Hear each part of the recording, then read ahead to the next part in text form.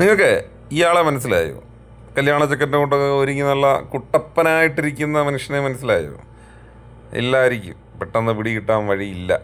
അപ്പം നമുക്ക് വേറൊരു ഫോട്ടോ കാണാം. ഇതാ ഇങ്ങോട്ട് നോക്കിയോ, ഇപ്പോഴോ ഇടി കൊണ്ട് കണ്ടോ? ഇയാളെ മനസ്സിലായോ? ഇല്ല. ഈ മോളുടെ മുഖം ഓർമ്മയുണ്ടോ?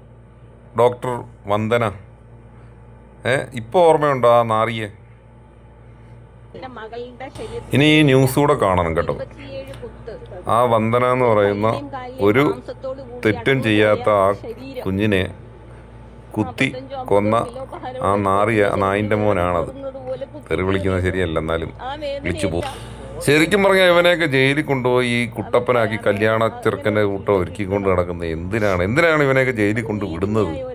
ശിക്ഷിക്കാനാണോ അതോ സൂചിപ്പിക്കാനാണോ? ഒരു പാവം പെൺകുഞ്ഞിനെ വളർത്തി ഇത്രയും കഷ്ടപ്പെട്ട് കൊണ്ടുവന്ന ആ കുഞ്ഞിനെ കൊന്ന് ഇവനെയൊക്കെ ഇങ്ങനെ സൂചിപ്പിച്ച് നടത്തുന്ന പോലീസുകാരെ നിങ്ങൾ അല്ല, ഇപ്പോഴുള്ള ആഭ്യന്തരമന്ത്രി എങ്കിലും ഇവനെയൊക്കെ നല്ല പെട്ട കൊടുത്ത്. ഈ സൗദി അറേബ്യയിലൊക്കെ ആയിരുന്നു ഇവനിപ്പോൾ ഇങ്ങനെ നടക്കത്തില്ല.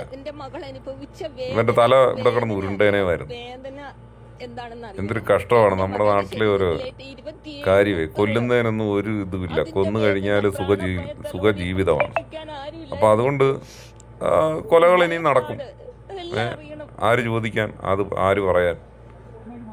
അപ്പം കാണുന്ന ഏതൊരു അച്ഛനും അല്ല പെൺമക്കളുള്ള അച്ഛന്മാർക്ക്, അതൊരു മക്കളുള്ള ആർക്കായാലും ഇത് കാണുമ്പോൾ ഉണ്ടല്ലോ മനസ്സൊന്നും വിങ്ങും.